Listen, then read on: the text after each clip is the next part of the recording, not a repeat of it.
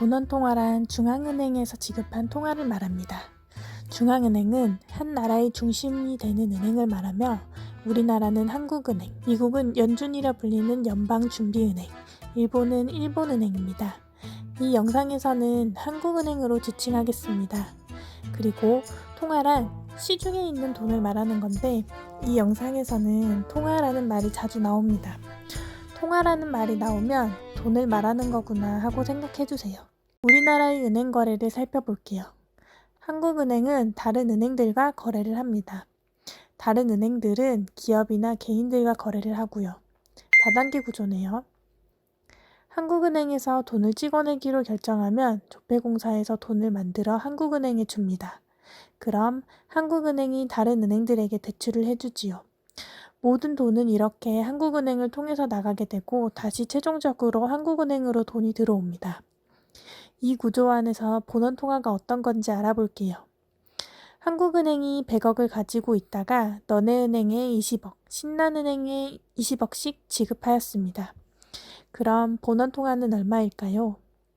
본원통화는 한국은행에서 지급한 돈을 말하므로 40억이 되겠습니다. 쉽죠? 그럼 응용 문제를 내겠습니다. 은행들이 한국은행으로 다시 10억씩 반납하였습니다. 그럼 본원통화는 얼마인가요?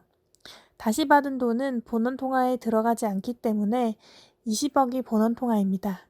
실제로 준 돈은 각 10억씩이니까요. 그럼 여기까진 괜찮죠? 3단계 문제입니다. 10억씩 가지고 있는 각 은행에서 비상금 2억을 남기고 나머지 4억씩을 기업들과 개인에게 대출을 해줍니다. 그럼 본원통화는 얼마일까요? 그래도 20억입니다. 왜냐? 한국은행을 통해서 나간 돈만 본원통화거든요. 한국은행은 이 본원통화를 가지고 시중의 통화량을 조절합니다. 시중에 돈이 적게 풀려 있으면 본원통화를 내보내 시중에 돈이 더 많이 돌도록 하고 시중에 돈이 많이 풀려 있으면 본원통화를 거두어들여 시중에 돈이 적게 돌도록 하는 것이지요.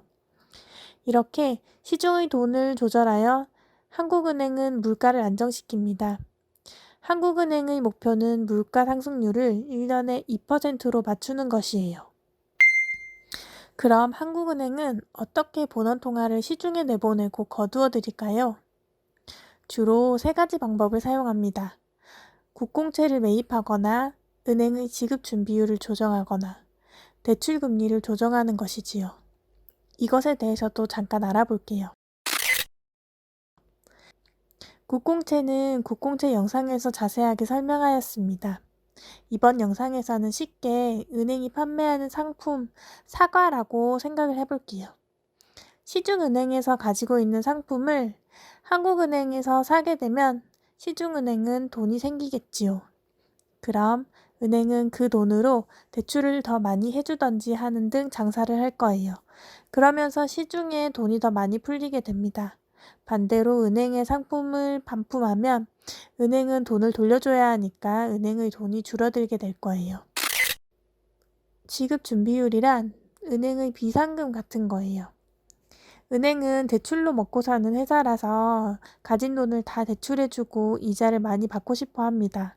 그래서 한국은행에서는 고객님들께 돈 찾으러 올 수 있으니 너네 무조건 고객님들 예금 중 몇 %는 비상금으로 남겨야 해 라고 정해주는 거예요. 이렇게 한국은행에서 지급 준비율을 10%, 15% 조정하면서 시중의 돈을 조절합니다. 각 은행마다 10억씩 가지고 있을 때 지급 준비율이 10%면 1억씩 남기고 9억을 대출해 줄 수 있고 지급 준비율이 20%면 2억씩 남기고 8억씩을 대출해 줄 수 있습니다. 한국은행은 시중은행들에게 대출을 해줍니다.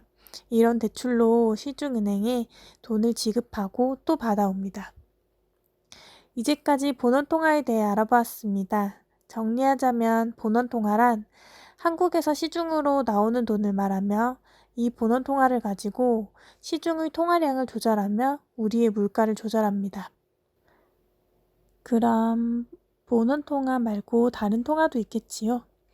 파생통화, 협의통화, 강의통화란 게 있어요. 은행들이 기업과 개인에게 돈을 16억 대출해 주었습니다. 본원통화는 여전히 20억이지만 은행이 4억씩 대출해주면서 16억의 거래가 더 생겼습니다. 물론 본원통화에서 나오는 돈이긴 하지만 이건 또 별개의 통화로 간주하고 본원통화에서 파생된 통화라고 하여 파생통화로 부릅니다. 이렇게 우리나라의 총 통화량은 36억이 됩니다. 나머지 용어도 알아볼게요. 협의통화, 강의통화가 남았네요.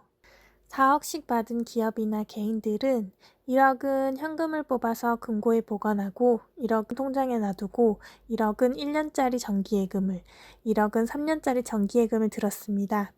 각각 사용 용도에 따라서 나누어 놓았네요. 본원통화 현금, 보통예금까지를 협의통화라고 부릅니다. 당장 현금화할 수 있는 돈, 즉 마트에서 돈이 부족할 때 당장이라도 뽑을 수 있는 돈을 협의통화라고 합니다. 어려운 말로 M1이라고도 해요. 협의통화의 1년 정기예금까지를 광의통화라고 부릅니다. M2라고도 합니다. 만기가 2년 미만의 정기예금에 들어있는 돈으로 약간의 이자만 포기하면 바로 인출을 할 수 있는 돈을 말합니다. 3년 정기예금까지 포함된 건 금융기관 유동성이라고 부르는데 오늘은 광의통화까지만 알고 갈게요. 협의통화는 좁은 의미 통화라는 뜻이고 광의통화는 넓은 의미 통화라는 뜻이래요. 광의통화가 확실히 협의통화보다 넓죠. 은행에는 보통예금, 정기예금뿐 아니라 수많은 상품들이 있는데 이 중에 협의통화에 속하는 것은 보통예금, 당좌예금, 수시입출금이 가능한 저축성 예금. 광의통화에 속하는 건 MMF, 만기 2년 미만의 정기예금, 금융채, 금전신탁, 수익증권, 양도성 예금증권, 환매조건부 채권이 있습니다. 금융상품 이름이 엄청 어렵네요. 굳이 아실 필요는 없습니다. 마트에서 사과를 사려고 할 때 당장 쓸 수 있는 돈은 협의통화이고 그래도 사과를 사려면 해지를 해야 하는 만기 2년 내의 돈은 광의통화에 속한다고 생각하시면 돼요. 그리고 기사에서 통화량이라는 말이 나오면 거의 강의통화를 이야기한다고 보시면 됩니다. 근데 협의통화, 강의통화가 왜 중요하고 우리가 알아야 할까요? 협의통화, 강의통화는 여윳돈이라고 할 수 있습니다. 돈이 남는데 아무것도 사지 않은 돈이지요. 당장이라도 뭔가 좋은 것이 있을 때 살 수 있는 돈이라는 뜻입니다. 사람들이 억 단위의 돈을 가지고 있으면 차를 사기보다는 주식이나 부동산을 사려고 할 거예요. 그래서 협의통화와 강의통화가 많아지면 주식이나 부동산 가격에 폭등이 올 수 있습니다. 물론 100%는 아닙니다. 미래를 100% 맞출 수는 없으니까요. 그렇기 때문에 여러 의견이 담긴 다양한 기사를 읽어보며 그 의견이 타당한지 꼭 생각을 해보아야 합니다. 이상 통화에 대해 알아보았습니다.